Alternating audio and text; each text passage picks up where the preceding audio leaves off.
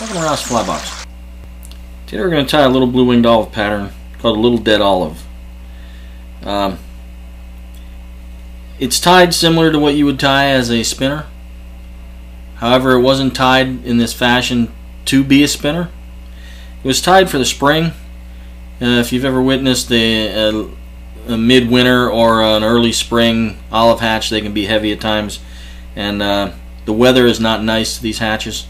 The weather takes its toll. A lot of times the hatch is completely unsuccessful. The wind gets them, knocks them into the water. They pile up in clumps, and the fish gorge on them. I find in the wintertime, the majority of the time the fish are keying on the dead blue-winged olives more than they are the live ones, and they just suck them in along the edges and in the eddies. So let's go over how I tie this. I tie it on a size 16 Orvis tactical hook. It's a wet fly style hook, a wide gape, and A-dot olive dun uni thread. And we're going to start our uni thread.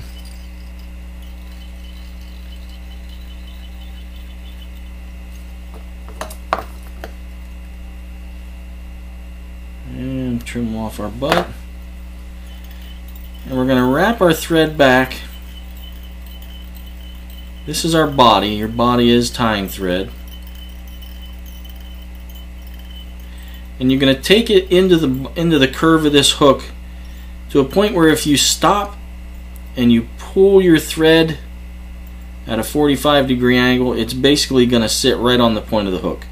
So you're about a third of the way into the bend of the hook. And then you're going to bring it forward, and when I bring it forward, then I give it a slight taper. I don't spend a lot of time building it up. I just slow down a little bit, throw a couple extra wraps, and you're going to bring your thread to just in front of the point of the barb and just slightly past the midway point of the hook. That's all you want. The next material we're going to tie in are four-eyed peacock herl. We want the very small herl that are just about at the tip of the peacock eye. And we specifically want 4 of them. I gather them up. Trim the butts even. And we're going to tie them in right about at that 60% mark. And then next we're going to take our hackle. Our hackle is a size 16 silver badger dry. And I tie this in wet fly fashion, meaning the curvature of the hook is facing the rear. We're going to tie that in on the side of the hook.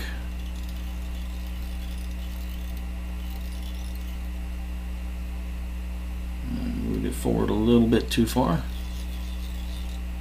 See if I can try that again. There we go. And then we're going to move our thread up to a point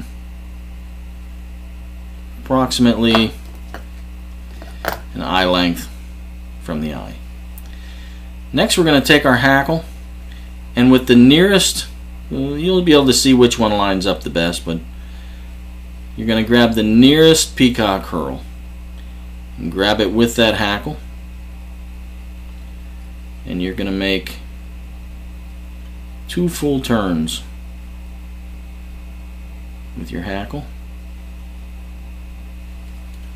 Don't crowd the eye on this. It's a small fly, and you got another step, so leave some space.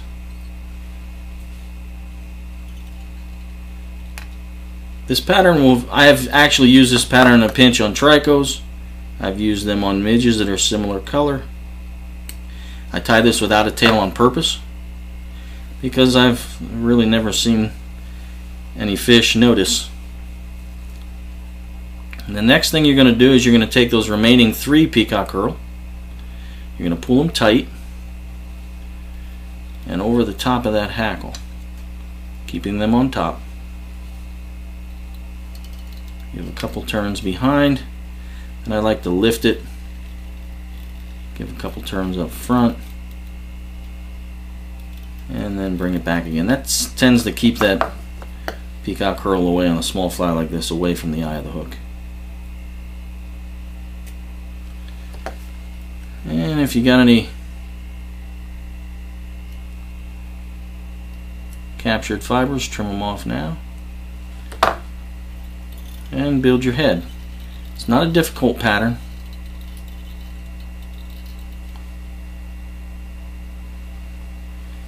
But it is a niche pattern. Like I said, I have fished this over midges, I fished it over tricos in a pinch, and it is done very well. But it was tied specifically for those early spring, midwinter hatches where the weather is not nice. They want to hatch, but the weather is not cooperating. When those bugs start to pile up in the eddies, this pattern is the first one I reach for, and the fish tend to go crazy over it. And last but not least, your last step is to come under your hook, and even with the gape of the hook, come underneath about a third of your hackle under, trim it off. You're not going to trim it flush like a spinner. You're going to give a V-notch. That's leaving some fibers that are about gape length. And there it is. The little olive dead. Kind of a morbid name for a fly, but that's what it's capturing. That's what it's imitating.